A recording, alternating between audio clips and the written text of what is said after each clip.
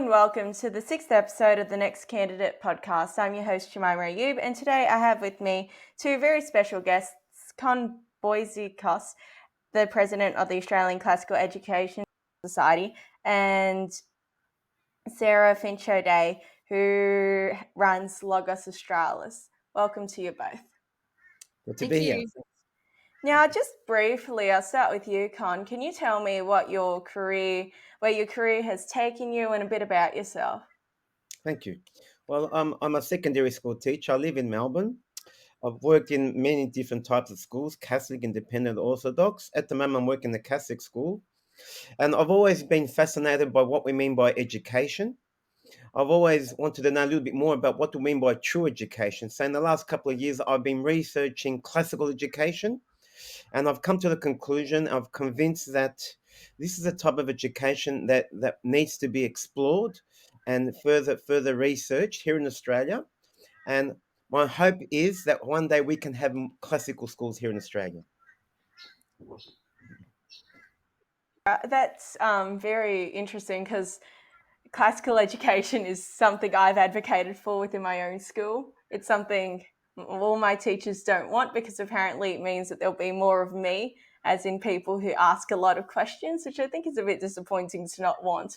But yeah, it's very great how you're have an emphasis on classical education for future generations. Now, Sarah, you're the leader. You started Logos Australis, which really focuses on classical education literature and providing it to various people in Australia. Can you tell us a bit about yourself and your career and where it's taken you? Yeah, sure. I started Logos Australis in 2022.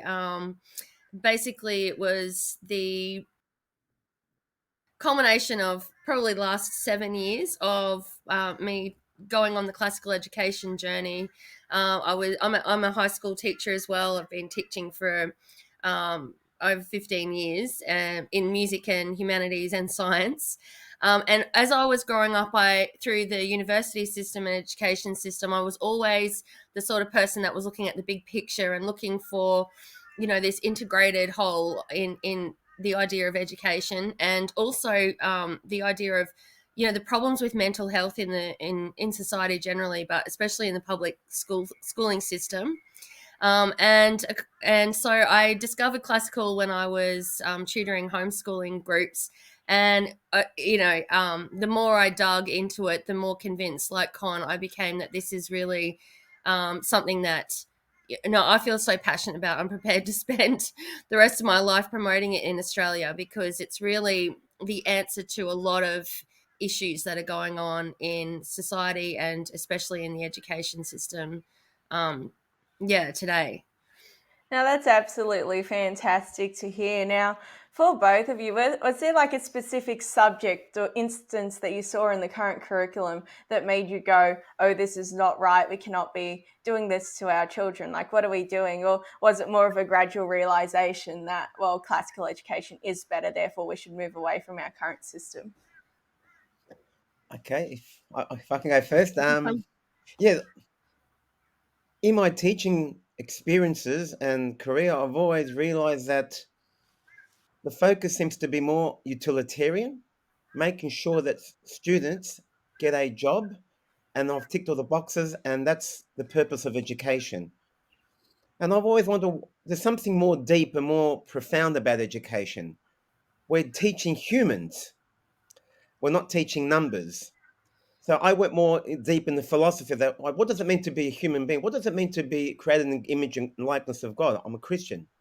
So that made me focus, Jemima, on what makes a good teacher? What makes a good lesson? What I mean, you look at the Australian curriculum standard, and they talk about critical thinking and skills, and having social and emotional skills, which are important. However, what about being a good human being? Yeah. Being grounded in truth, goodness, and beauty. Classical education, as Sarah knows very well, always focuses on those three words, the transcendentals: truth, goodness, and beauty. So, before I hand it over to Sarah, those were the three words that got me thinking about why I need to go on this journey. Yes, I want my student to become a lawyer, an accountant, a real estate agent. Yes, I'm all for that. However, I want them to become a good human being, an ethical and moral human person. And you can't be good at any other job if you're not good as a person, because if you're a corrupt lawyer, well, you're only setting yourself up to fail. Well, maybe not in the short run, but eventually. Yes. Yes. That's Now, right. Sarah, did you have a point like that too, or was it more gradual? I think it's a lifelong, process for me. There's probably three things that pop into my mind. One is when I remember in grade 2, my teacher read a poem out, and it was called Square and Brown Inside. And I don't know if you guys have heard of that, but it was about it was a profound moment because it was sitting at a desk, and it was this idea that um, the child should be square and brown inside, like the square brown desk in front of them. And I guess it was my teacher's way of communicating to us that the classroom is not the place to flourish necessarily. And so there's all these mixed messages in our system that we should be um, fulfilling our potential in the school system. What's your goals? Telling our young people to dream and believe and hope. Yet the system doesn't really produce the knowledge or skill set to do that. It's like Con said, it's a very utilitarian, and it's all about job readiness. So there's always been that mismatch between, the promises that it puts out there versus what actually happens. And when I was studying psychology, because I was so concerned about the mental health of the students that I was teaching, what's happening in the classrooms today is not what I signed up for as a teacher, especially, sadly in the public system. It's not teaching. It's more like social work or parenting or mental health. And so I studied human flourishing, and when I discovered that the root of the word flourishing came from Aristotle, is the term eudaimonia, and that in fact Aristotle had set up his first academies for the purpose of flourishing.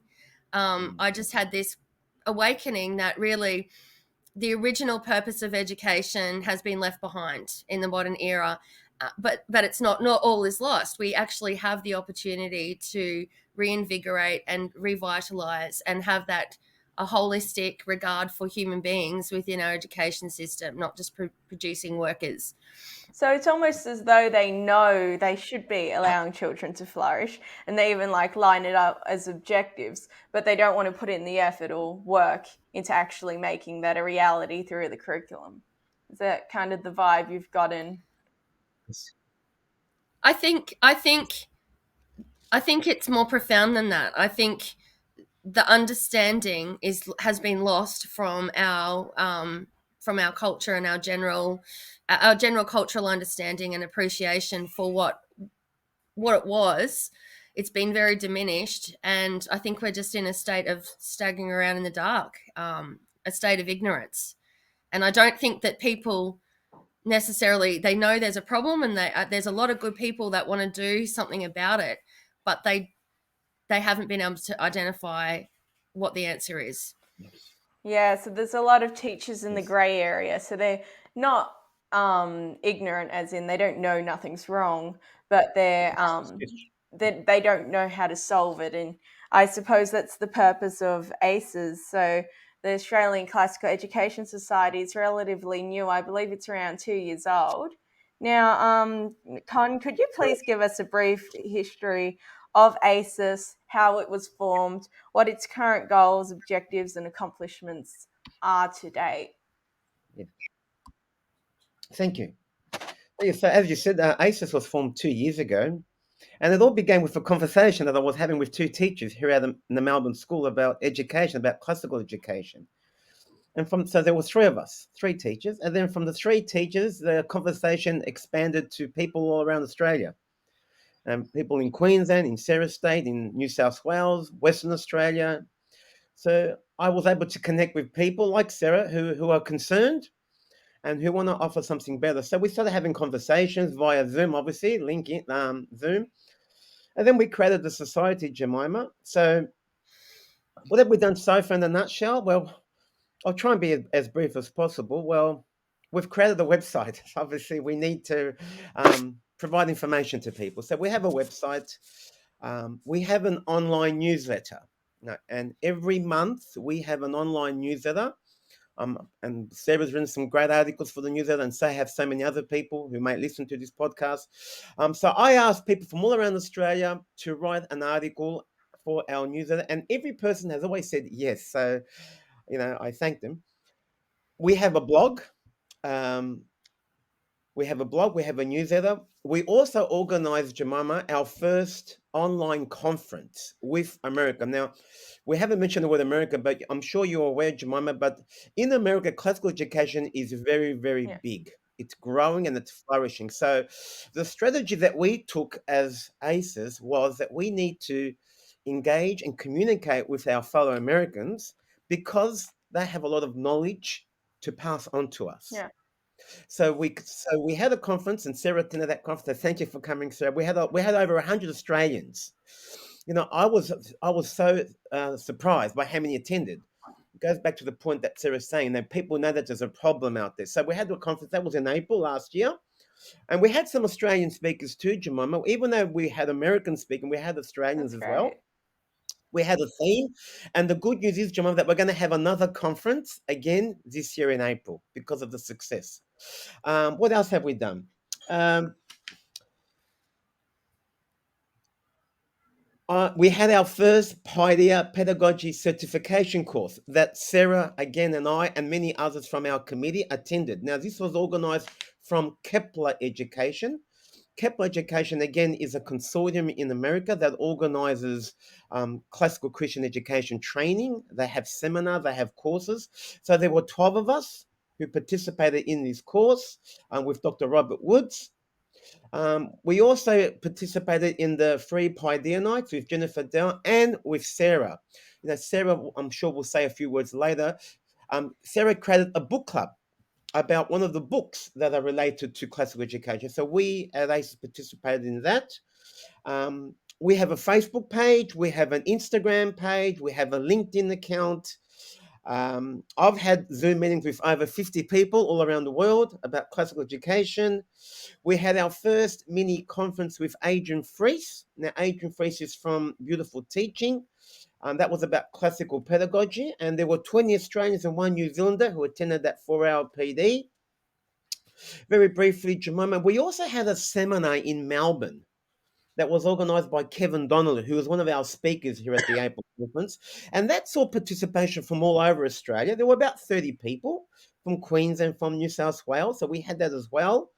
So I spoke at the HEAA. HEA means, Jemima and Sarah, the Home Educators Association. Yeah, I spoke at their online conference about classical education.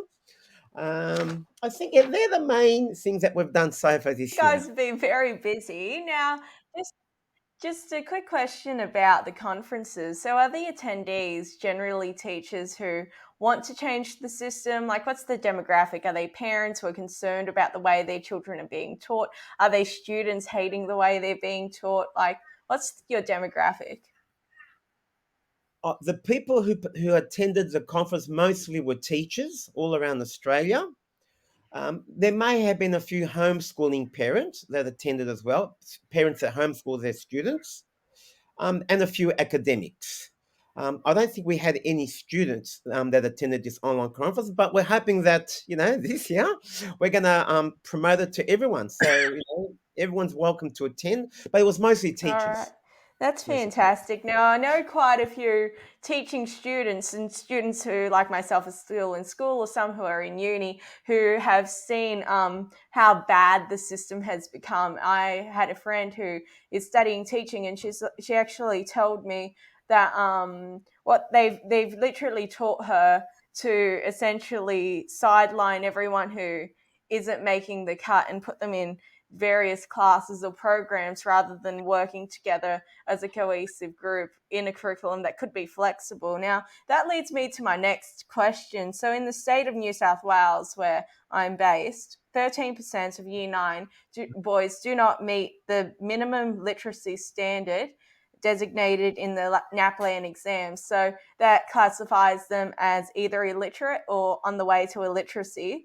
Now, schools are not accessible for kids who, either through disability or lack of interest, refuse or are unable to expand their literacy skills. Now, classical education, obviously, it's focused on the great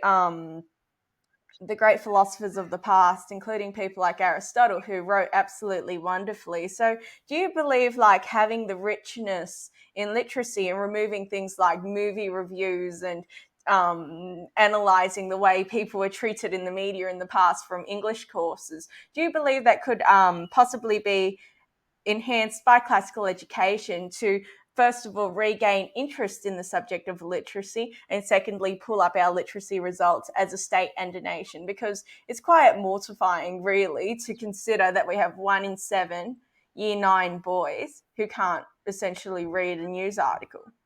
I think, Jemima, you've touched on quite a few issues there. I think first and foremost, the NAPLAN results show us that there's a real disengagement in the education system, generally speaking. I think it's been going on for quite some time. I think the pandemic added to that greatly.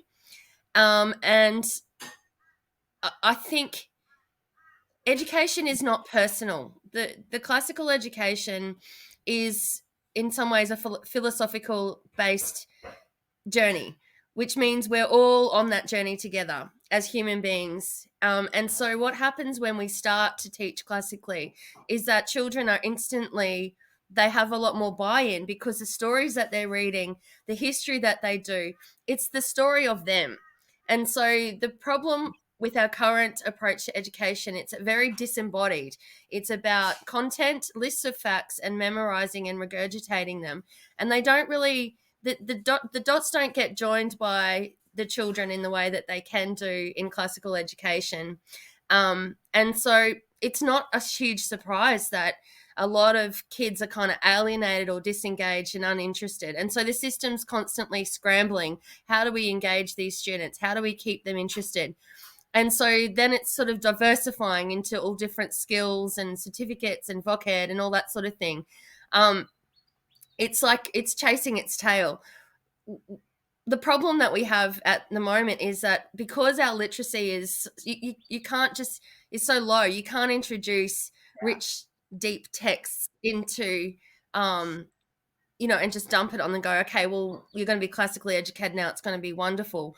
We actually don't even have any cultural capital to start. So it's actually a really big project. But I would suggest that probably one of the first inroads in is the idea of story and the imagination, and engaging our students' imagination in our different disciplines. And to understand the world in terms of the great narrative, the great story. And this goes across any number of disciplines. And I think that idea of wonder that, it comes at the beginning, at the foundation of education, and keeping that curiosity and engagement and that wonder is probably one way to engage students more broadly. The other thing is that classical education really emphasizes is a foundational, Charlotte Mason spoke about a great table that's laid out with a fine feast, and that as teachers we need to, and parents as well, lay before our children a fine feast of the very best ideas that have been produced throughout human history, and let the children develop a storehouse of ideas. We have this sort of conflict between content and skills-based education. And, we've focused on skills, developing the right skills. It doesn't matter the content as long as they're learning how to do things. Well, I think both is important.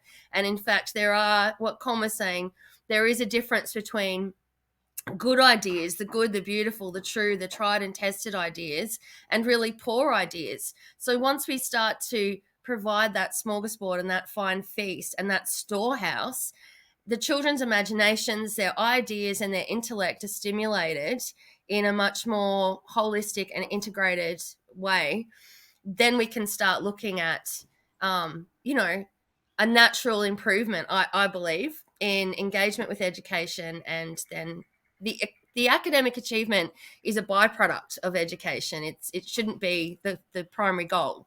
Yeah, now on the point of not being able to give older students really rich texts. Now, I'm currently in year 12. I go to a Christian school, so I'd assume that the compared to state-based schools, the grades are slightly better, but really it's the curriculum that's the problem, not really the teaching methods, I find, at least in New South Wales. So we've gotten to the point in which we have people in like year 12 advanced English who are incapable of defining certain grammatical signs and rules. And there's like, then you have the other problem of the total disengagement in even the higher levels of English, because all the reading they've done that they've enjoyed was done in their own private time. So we've gotten to a point in which books like To Kill a Mockingbird, which is full of richness from, it's very culturally rich from the US and in the situation they were in the 1960s, and that has now been banned in most school libraries and it's no longer read. So now we'll watch something usually instead. And when you watch movies and review movies, yes, you can explore the emotions of the characters, but you can't really explore literacy devices. You can't really explore the way things are described because they're shown, they're not spoken. And there's no really emotional connection the same way you would with a rich piece of text. So we've gotten to the point in which we've been given so many assignments where we've had to watch a movie instead of read a book, where there are some students, even in higher levels of English, who've made it to year 12 and can't sit down and read a book in one sitting, which should be quite concerning considering only 50 or 60 years ago that was quite commonplace to read a short novel within a day. Now it could take some students multiple weeks. Like I myself, if I were to only read mandatory reading books and pieces of literature, they are so incredibly boring, and most of the time they're politically motivated to one side or the other because of how many have been banned or discouraged from reading, that if I weren't to do my own reading to build my own curiosity about certain subjects, I doubt I'd read at all in my free time. So really it's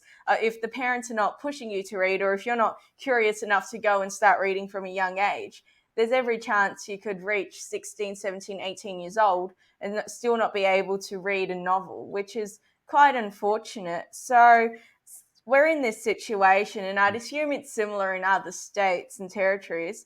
So in considering that with the classical education model, would you be able to like implement it in certain high schools, or would you try to start in prep and then go up as different age groups start readapting to literature and getting further away from screens or movies or other things that aren't as rich? If I could just say a few words. Look, from my research of what's happening in classical schools in America, they deliberately put on their curriculum the great classics, but they put children's Oh yeah. versions. So they will put a children's version of Homer, a child's version of Dante.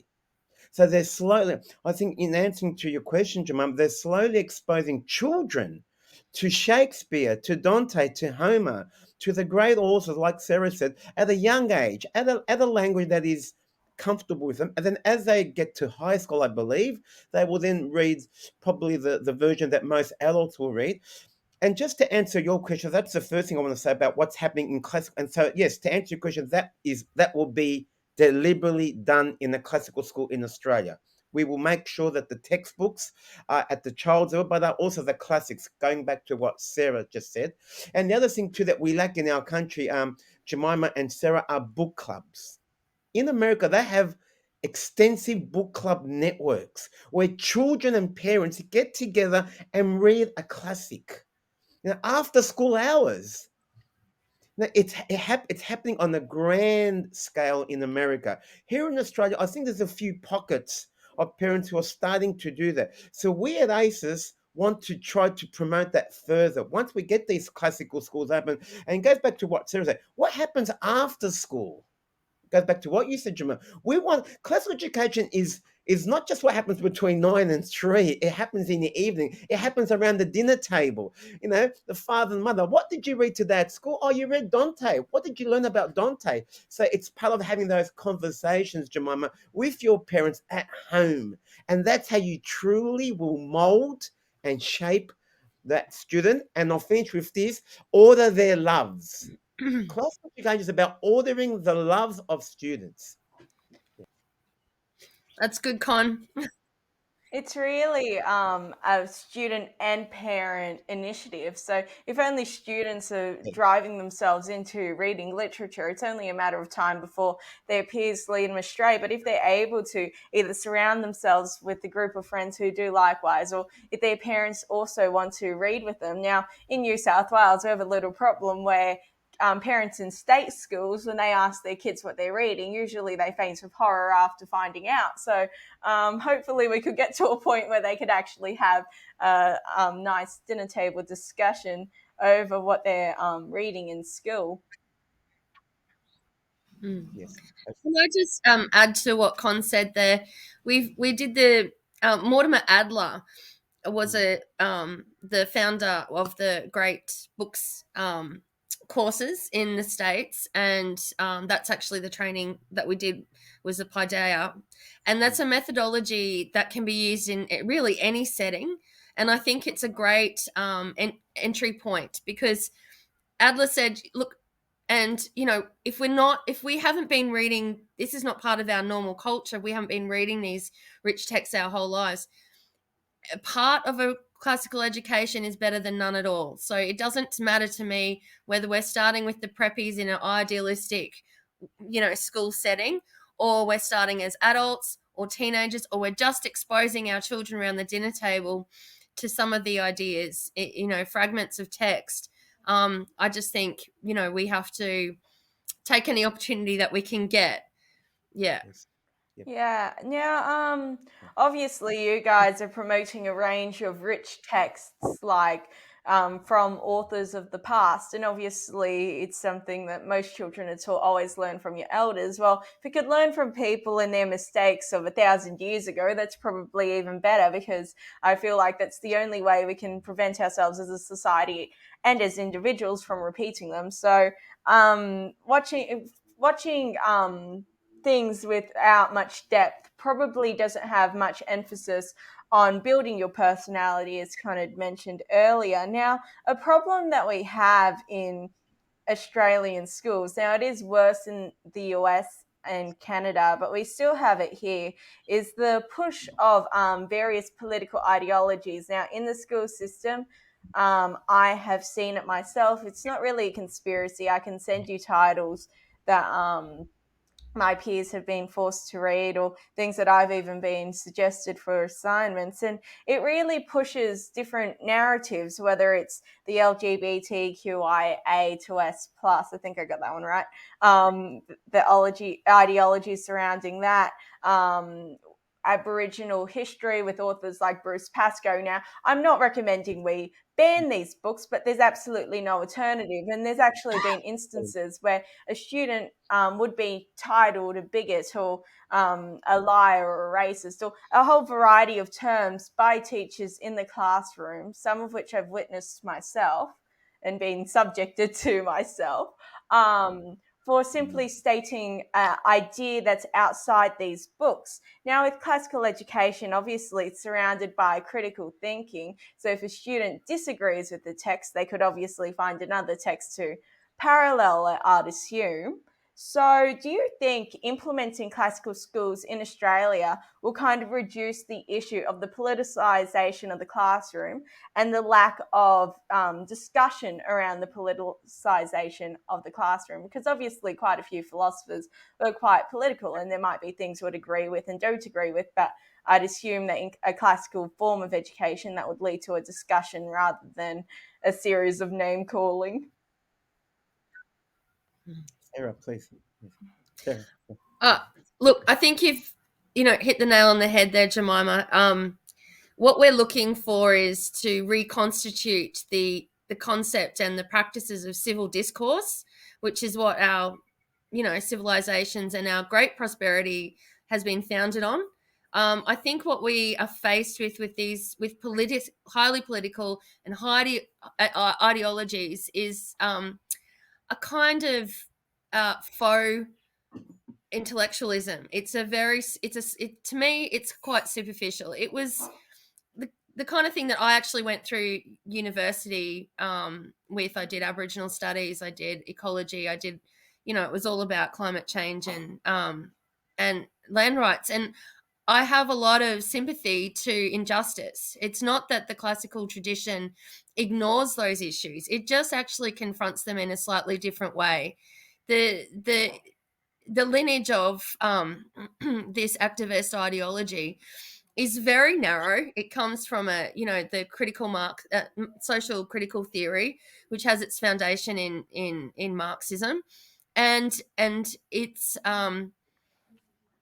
it's bereft of depth. I would say it's quite tribalistic. If you're not for me, you're against me, and therefore all of the arguments, all the opportunity to actually look at the nuance of human experience within any of these settings, within any of the contexts, within the LGBT context, within the Indigenous context. We can't look at the layers or the nuance or the individual experience.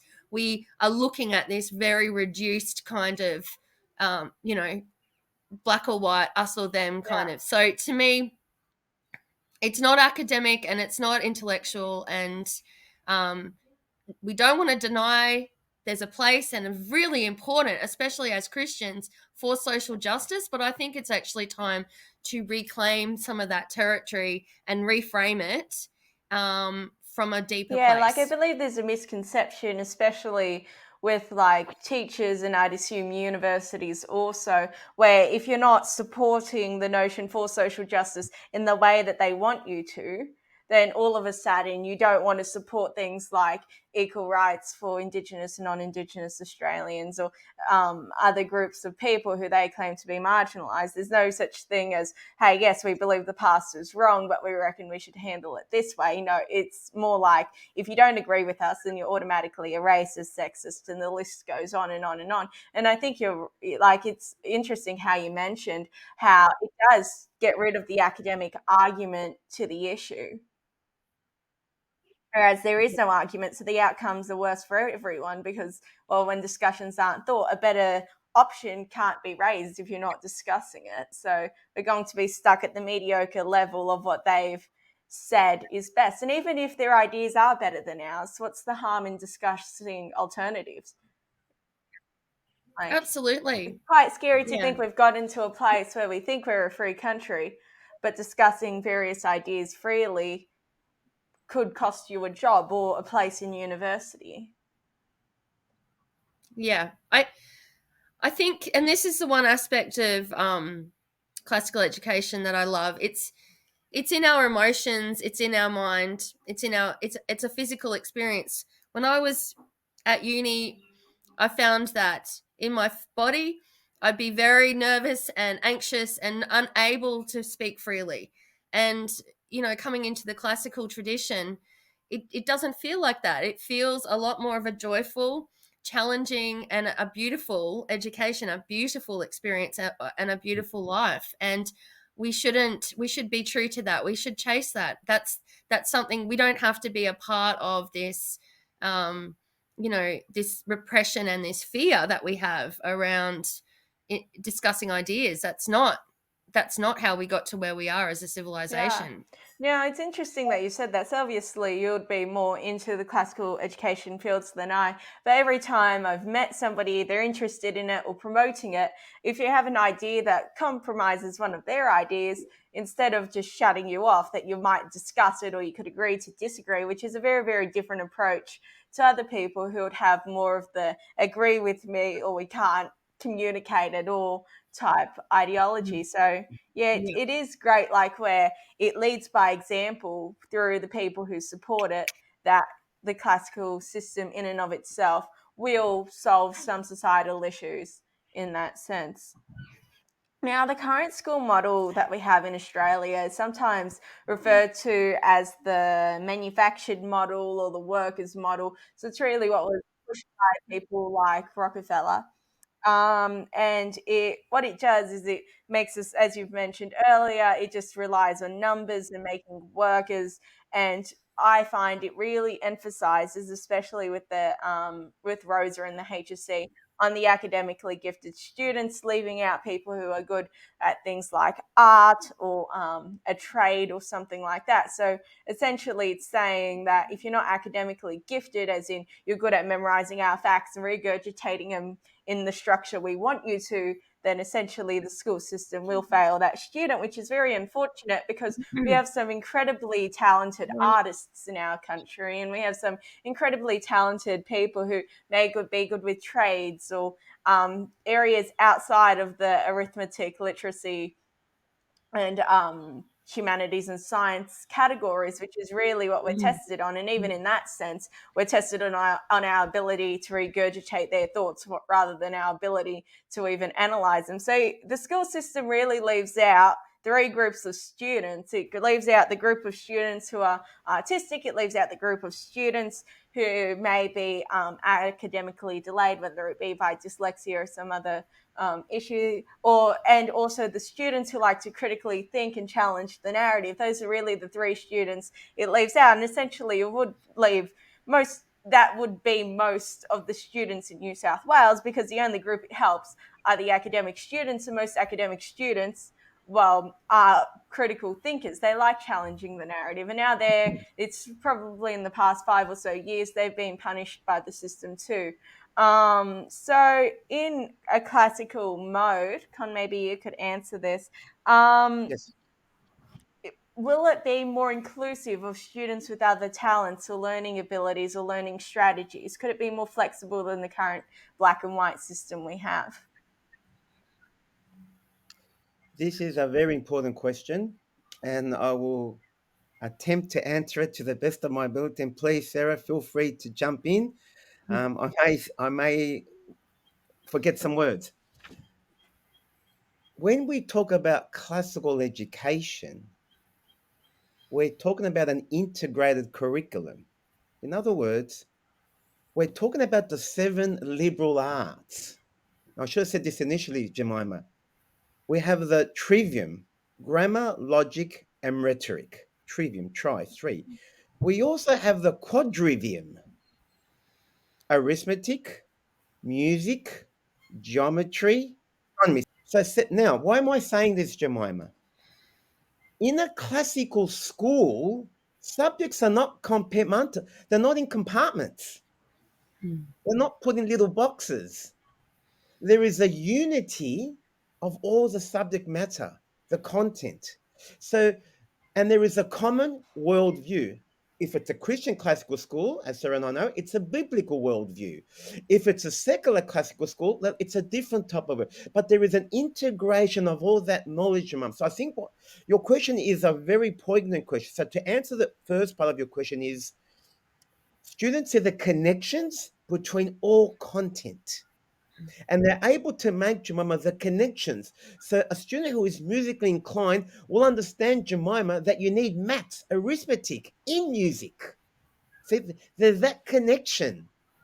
A student who is inclined to read well, who loves to write, will see the connection in the other seven liberal arts. So that's the first thing I want to say, that it's a holistic type of learning.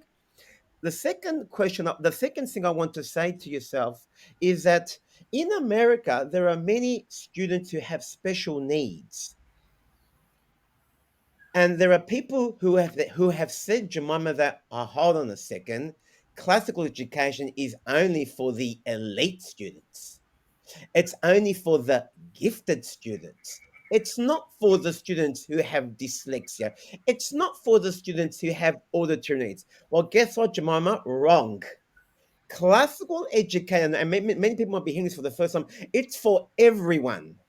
It's for students who have dyslexia. It's for students who have special learning needs. It's for students who are gifted. There are programs that can be tailored to address those needs. Do you know there is a journal? I'm not sure if you subscribe to the America. There is something called Memoria Press in America, and they have, Jemima, a monthly journal called Classical Education for Special Needs Students.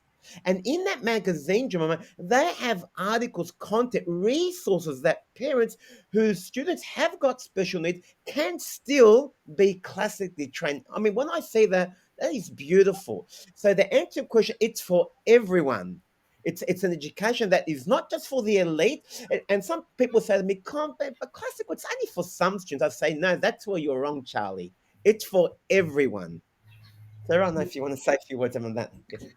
Yeah, I think it's important to understand that really the roots of the classical renewal movement um, in America and in Australia come out of the homeschooling movement, largely, not exclusively. But uh, these are people who have taken their children out of the mainstream schooling system for one reason or another, and quite often it's because of special needs. It's because of that they have that diversity, that they're not actually getting what they need in this classroom in the mainstream system. So I think when we talk about classical education, it's not a boxed up curriculum package.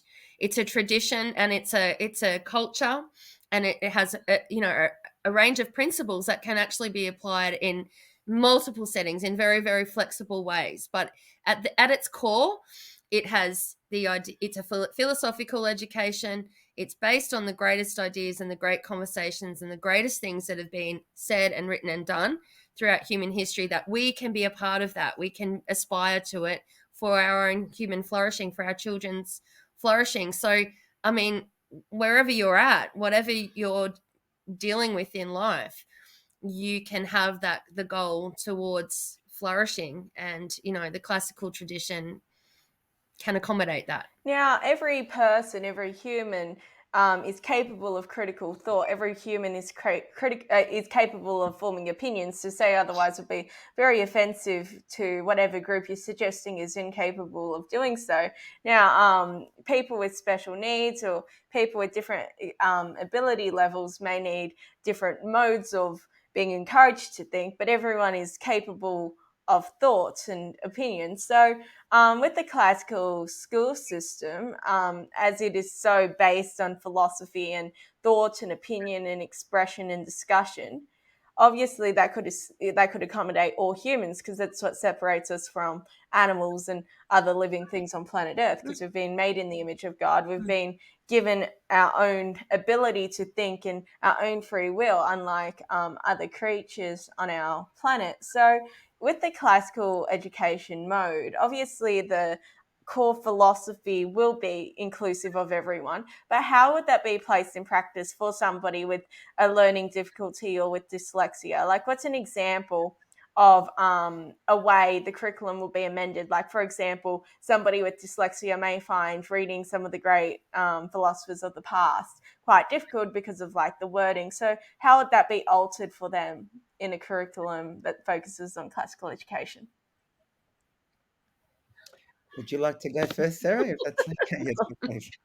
And Look, Jemima, I think what needs to be um, kept in mind is that in the Australian context, we're very early in our journey, and we don't actually have the benefit of a lot of classical schools and a lot of their experience in a structured classroom environment. So, I've worked with small homeschooling co-ops, and with children of different needs, and there are a couple of techniques within that context that can be used.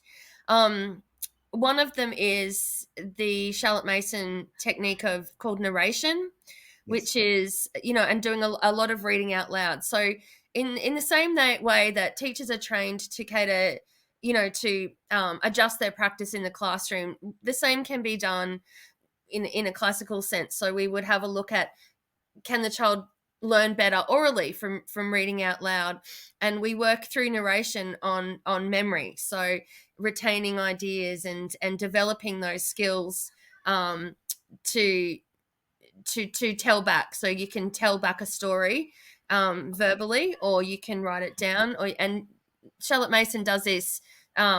She was a great proponent of a liberal education for all, and her methods have been adopted by homeschoolers largely, but she's starting to get integrated into the classical education discussion more recently.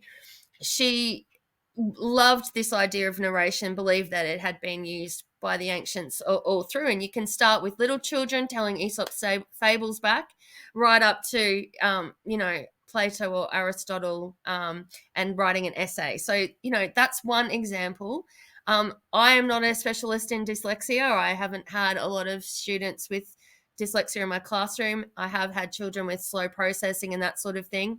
From a psychology point of view, um, one thing that has occurred to me very strongly about the classical approach is that it engages the imagination, and engages story. And when we engage our imagination and we become a part of the story, it's almost like experiential learning, where we're experiencing it.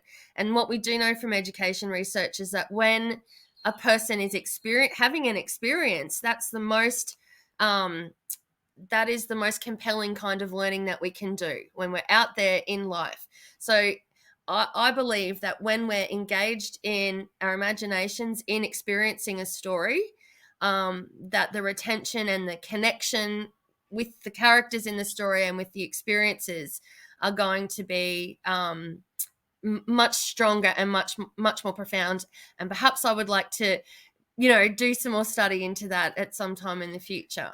With that logic, essentially what we'll see is students engaged into the curriculum, whereas in our current system they're just learning facts, which I'd assume would be quite difficult for somebody with a learning disability. So what we will see is probably something like a more inclusive classroom where students are able to interact with each other, but like we have right now, there'll just be different teaching techniques. Is that? Yeah. For example, I think, science might be a good example. In the classical tradition, you wouldn't just dump a whole heap of facts of science onto a class like we do.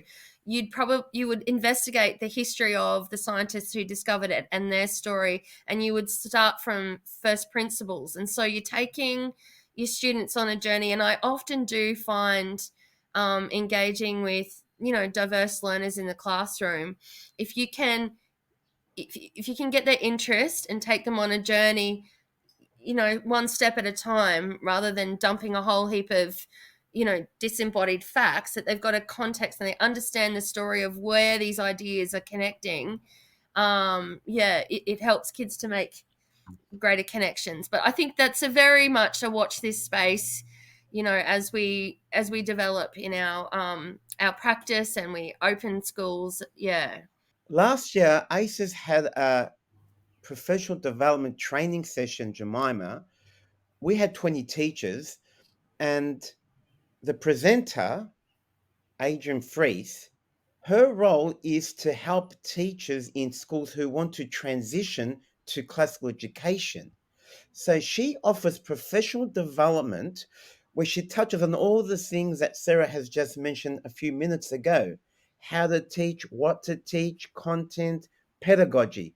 So to answer your question, obviously in Australia, yeah, we need to focus on the pedagogy because there is a certain way of teaching. But to answer your question, Jemima, if a teacher in a current school wants to learn the classical approach, we want to Yeah. offer that. We want to say to teacher A or B that you can attend one of our sessions, one of our training sessions, where you can learn the methodology about what it means to teach classically in your current school where you are. So you know what I mean. So and then eventually, we want to build up that interest, and then, like Sarah said, eventually, when we get a lot of teachers interested, Jemima, we then can create the brick and mortar schools where we have teachers that have gone through the training. So this is a long term, process, but there's nothing stopping any teacher in any school in Australia to say, "Con, I would like to come to one of your training sessions this year about." I mean, Sarah mentioned the word narration. What does narration mean? Well, I'll say, come to Yeah. the training. You'll learn about narration, but you'll learn. But Jemima, I said you'll learn from the experts in America that have done this. I'm not an expert. I can't teach a teacher narration, but there are people in America, Jemima, who have done it for years. They're Yeah. consultants. That's their job, and they're English speaking, and they're so happy to Yeah. help us here in Australia. So essentially, we're in a position where we have to work with a not ideal curriculum, but we can get help from countries that have had experience, like America, that can Yes. obviously train our teachers to have a more ideal teaching practice, even if the curriculum isn't ideal. And eventually, we can work to the point of which the curriculum could maybe reformed one day, which will be great to see. Now, Sarah, you Yeah. have started the Logos Australis website. Now, I flicked through that a few days ago, and I'll link it to this podcast. But it's Sure. quite interesting, just some of the blogs you had up and some of the books you had on offer. Now, to any homeschool parents or aspiring homeschool parents who might want to take their children out of the out of the current school system, or would like to spend more time with their kids and are interested in classical education, can you please explain like how your site could either aid in that journey or help them through the learning curves through and just explain some of the things you have on offer which could be used as resources by both parents and teachers and, well, anyone else they're designed for? Sure. Look, firstly, I need to say it's been only up for a year. Also, that I am and I work as a teacher and I have my own family, so it's nowhere near where I imagine it could be. But I am planning on adding in an actual homeschool resources page, so because I know that homeschoolers are, in a position where they can move into the classical approach, probably more easily than we can in schools. Um, but my bookstore was set up in the first instance to try and educate parents and teachers about the classical tradition. So there's a lot of different books there that talk about, that sort of demonstrate the philosophy of the old educators, like, and it shows what they did and their approach to learning, like Augustine and Plato and Socrates. And so that's one series of books. There's the liberal arts tradition is probably one of the my main seller, which I've sold out of copies, so I can't show you that right now. But it takes you through. It was written by Ravi Jain and Kevin Clark in the States. Takes you through the big picture of what the tradition is. So that's what we're doing in our book club, and I'm going to have ongoing book club, diving into that text and discussing that text, for the foreseeable future, because that's probably one of the most seminal. It's very highly respected in the States, and it's probably a foundational work that we would be going to. In 2023, actually have sent out to my subscribers a survey of curriculum resources. So I have distribution arrangements with the major classical publishers in the States, and my main aim is to bring resources that are at a more affordable to the Australian market, because I know when I was buying stuff from the States, you've got the conversion rate, you've got the shipping. It's more than double what you would pay if we were in the States. So I'm all about trying to get the stuff here and make it affordable. So whether it be schools or home educators, I'm going to be opening up the curriculum resources. So writing and rhetoric, the great book studies. There's some science texts and maths work, maths texts as well, that I'm looking at introducing. So I would just say, if anyone was interested in specific resources, just to contact me, and I'll see what we can do. But it's definitely building that market, and and some free resources and blogs, and we're all on the journey together. So building networks. Yeah, so anyone interested in homeschool or even helping your kids out with your homework, you could go to the Logos Australis website, which I will link.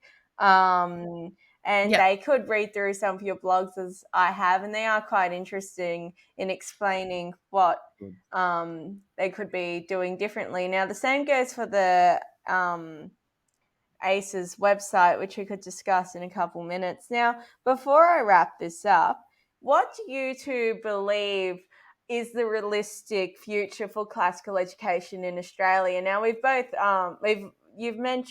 mentioned that we're obviously in a place where we could only help current teachers change their methodologies. We're not at the building school stage, but like, what is the current feel for the movement? Do you think that it's a realistic goal to say that maybe we could see actual curriculum reforms within the foreseeable future, or would that be dreaming a little too excitedly?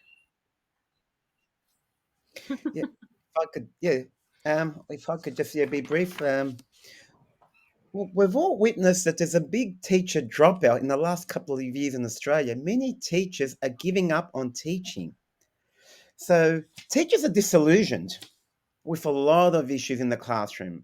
Number two, Jemima, parents are starting to get disillusioned. Goes back to your question that you asked before to Sarah about the ideology, the politicization. So as these forces grow in Australia, it makes people question and wonder what is going on in education in my son or daughter's classroom. So to answer your question, I think there is hope. There is a strong possibility that classical education can take off in this country, but it's going to be a very slow and gradual process.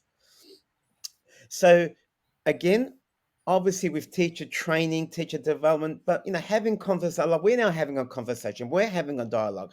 So by having these conversations with people, and when people see that we are sincere, Jemima, and that, I always say to people that, this movement is about a better Australia. It's about producing good, civil, ethical Australians. And I want this movement to go on for a long, long time. So I believe that, with time, people will see our honesty, our authenticity, because people today want authentic people. Farah is an authentic person. She means well. I'm trying to be the good person to make a difference. So yes, So, with all the I like to say that.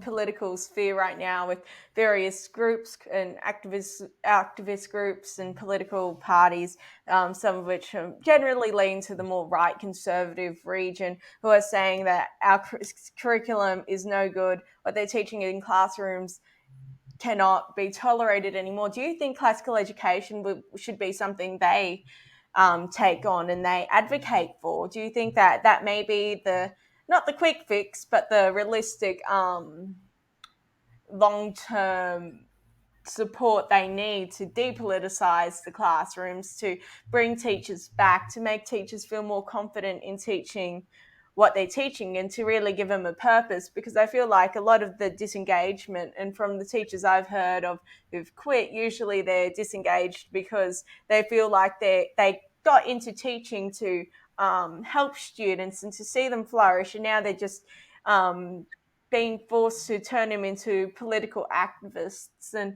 other things that aren't really great for them and their humanity and existence on this planet. So, do you think that that would solve both the Yeah. part of the problem with the teacher disengagement as well as the push to reform the school system? I certainly do, Jemima. I think it's a great alternative. It's why I'm very passionate. I don't think it misses anything.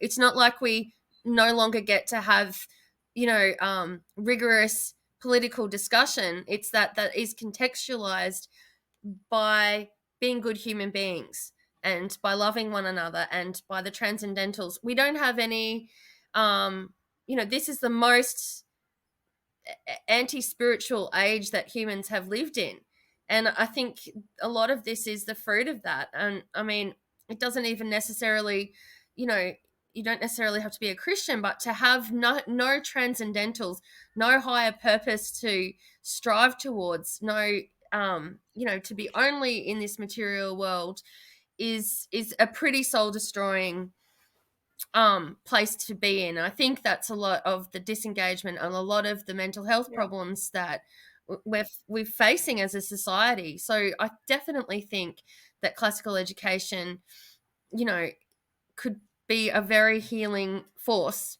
in our education system. I I see the Australian curriculum as a big problem, a big impediment.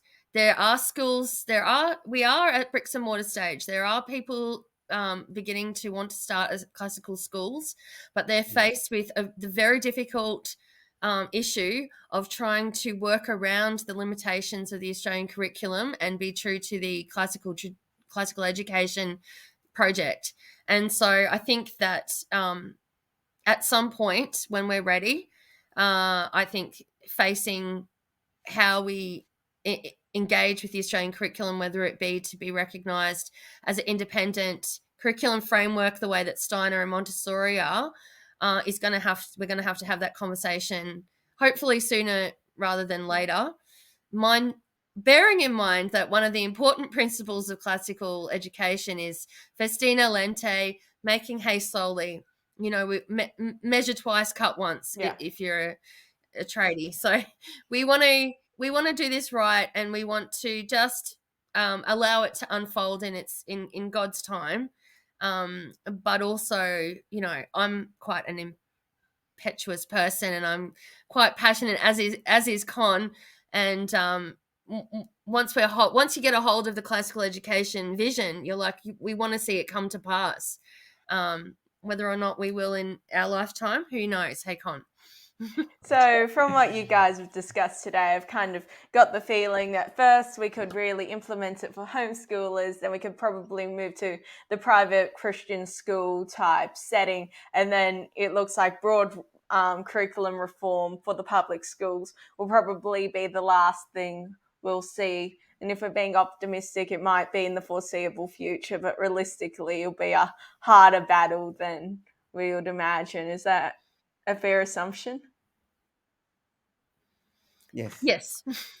Now we're correct. running slightly over time, so I might wrap it up soon. So before I sign off, is there anything else you'd like to add? Maybe something you could give as a recommendation to students, teachers, parents, or anything else you'd like to add about ACEs or the work you guys do? Okay, yeah, I'll be as brief as possible, Jemima. So this probably answers the question that you just asked. I just encourage Australians who are listening today or tomorrow, whenever, to go to the ACES website, to go to Sarah's website, to read our newsletters. We're going to have a conference in April this year. That conference will be open to everyone. We're going to promote that. We want as many people as possible to come to listen to what we mean by classical education, how to do it, to listen from the experts, not from myself, because I'm not an expert in classical education. I'm just learning. So to wrap up, just be open. Yeah, I want to just be open to an option, another way of teaching. Explore it. Don't dismiss it. Don't think that it's only for it's elitist. Classical education is not elitist. It's for everyone. It's pure, true, beautiful, and good. It's about bringing harmony into the lives of students and families. And that's what one word I haven't mentioned, the last one. It's about harmony, harmonizing relationships in society, in human beings, in teachers, in everything. So yes, listen to the podcast. I've just started some YouTube videos, so where I go through some of the texts. And I want to just finish with this. We always hear about the problems in education, Jemima and Sarah. We hear about the problems. Well, guess what? We're offering a solution. We are offering a solution. So be part of that solution. It's going to take a lifetime. It's going to take a long time to get these schools. And like Sarah mentioned, the two important words, cultural capital. We don't have that in Australia like they do in America. But we're beginning. You can't just whinge about the problem. You have to be part of the solution. Correct. Yeah. 100. No, I was just going to say, look, my sentiment is that we can all begin a classical education wherever we are now. We've got so much access to information on the internet, but I would really encourage families and, parents and children, read to your children. That's probably the best first thing you can do. And read Aesop's fables, read the fairy tales, read Robinson Crusoe, read the good books to prepare your children for the great books later on. And we want our children, think of that feast, that the table laid out before our children. We can all do that, and reading around the table of a nighttime after dinner as a family is probably one of the most powerful classical education activities that anyone can engage in. It's a good place You're to start. speaking music to my ears. Just before we sign off, I'll link all your socials and websites in the description of this podcast, but would you like to can you please just tell the audience where they can find you and all the resources you work so hard on in your very busy schedules, which obviously should be shared and read because they are very, very interesting. So where can they find them? Yes. So basically, if you just Google Australian Classical Education Society, if you just Google it, it'll come up. And we do have an email, Jemima. So it's contact@classicaleducation.org.au. I'll say that one more time, contact@classicaleducation.org.au. So if anyone has any questions, any queries, we will endeavour to answer them straight away. Yeah. And my website's logosaustralis.com. You can Google it, but sometimes it comes up with lots of logo ads. Yeah, and my email is contact@logosaustralis.com. So, feel free to email me, make contact. Yep. Okay, brilliant. Thank you so much. Now, I'll link all those down below. Thank you to you both for coming on. It has been a privilege to interview such intellectual beings, and I really hope your work succeeds and that we do see some real reforms in Australia. I could be quite the optimist, so I'd like to say within the next 10 years, but possibly longer. But either way, the slow and steady wins the race. Eventually, we will get there. And thank you for all that you do. Now, please like, subscribe, and share this podcast if you like it. Share it to any aspiring homeschool parents, to any teachers who need a little nudge, and even students who are frustrated with the system, to promote classical education, because it is currently our only solution to the problems we have in our educational field. Thank you again for watching, and I'll see you in the next episode. Thanks, Thank you. Jemima. Jemima.